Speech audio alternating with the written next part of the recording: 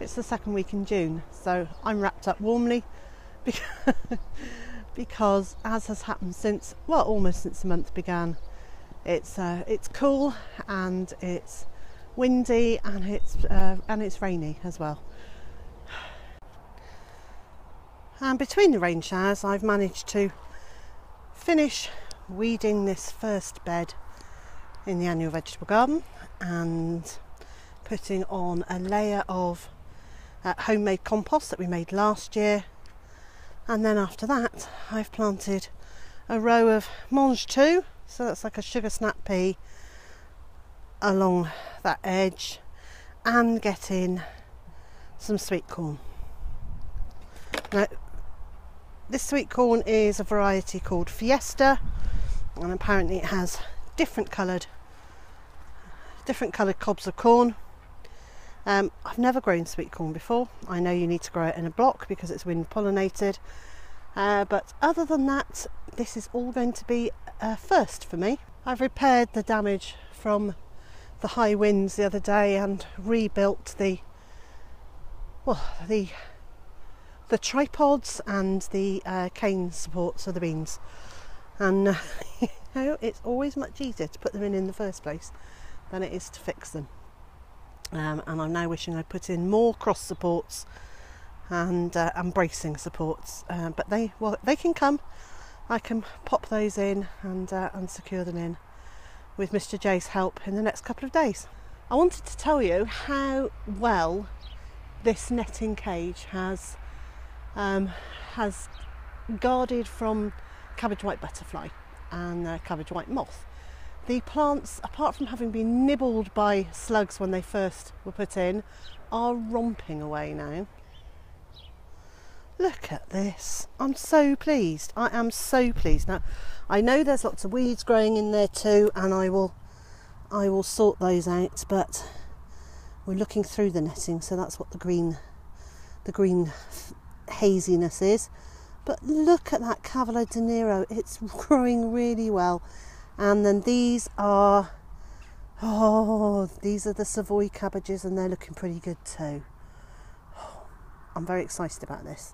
I've still got some more to go in, and Mr. J is going to cut me some more of the plastic hoops to length this weekend, so I can get the rest of the brassicas in the ground in the next few days. I've come inside because the wind has really picked up there, and you won't be able to hear what I'm saying. So Tom over at Whistle Thicket, and if you haven't checked out his channel yet, please go and have a look. So it's Whistle Thicket, and he has set up a challenge, and it's a competitive but friendly challenge to see which homesteader can grow the biggest pumpkin. And he's invited homestead channels and family channels to join in with his challenge, and there's no prize, there's just a smile at the end of it, and it's quite a good fun thing to do. So I immediately said, oh yes, I'll join in with this challenge, and he's now up to, I don't know, 20 or 30 channels have all said that they'll do this, which I think is brilliant. It is just a bit of fun. So if you fancy joining in with this lovely collaboration, do just let them know. I think you've got until about the 15th of June to say that you want to join in, and then if you can, but you don't have to, make a little video telling us what sort of pumpkin seeds you're planting, and no doubt throughout the course of the summer all the channels involved will do little updates so you can see how well pumpkins are growing. And then I think it's the middle or the end of October, we'll all let everybody know how big and how heavy our pumpkins are, and Tom will declare a winner. In fact, I think he said there's going to be two. One that's just a funky pumpkin, and one that's the largest. Last year it was the first time I'd ever grown pumpkins, not for any reason other than I hadn't grown them, and I had no idea whether I was doing the right thing or not, but in the end I was quite pleased with the results. So here are a couple of pictures, and 2 of the pumpkins weighed in at £35 and a few ounces, and actually they didn't taste very nice at all. And I thought, oh, that's just because it's, you know, it's a big pumpkin and maybe it's a bit woody or something. So I tried some of the smaller ones, and I don't like the taste of those either. So the pumpkins are purely ornamental, and then the chickens get to have them because they really like them. So I will be growing the same pumpkins again.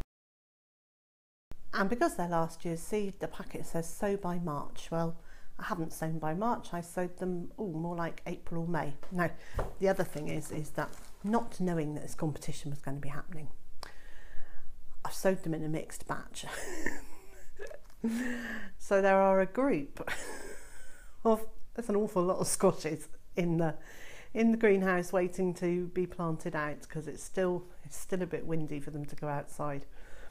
But I have no idea which of the 15 different varieties and the 2 trays of each variety that I planted are the pumpkins. And some of them say pumpkin and jumbo pink banana written on a label, but I don't know which end of the tray is which. So I'm going to grow on plants from each end of that tray and hope that one of those is a pumpkin, and just keep my fingers crossed.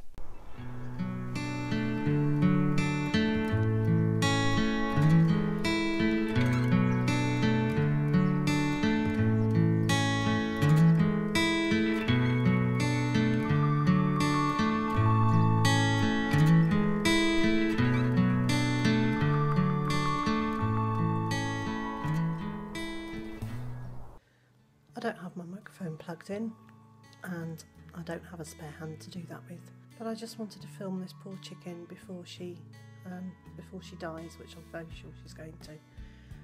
She is my favourite chicken of the flock, and of course it's always your favourites that don't make it. Now, she was, as far as I could see, perfectly healthy yesterday, and this morning I think she was fairly healthy, but obviously not, because something has struck her fast and hard, and I don't think she's going to make it the next couple of hours.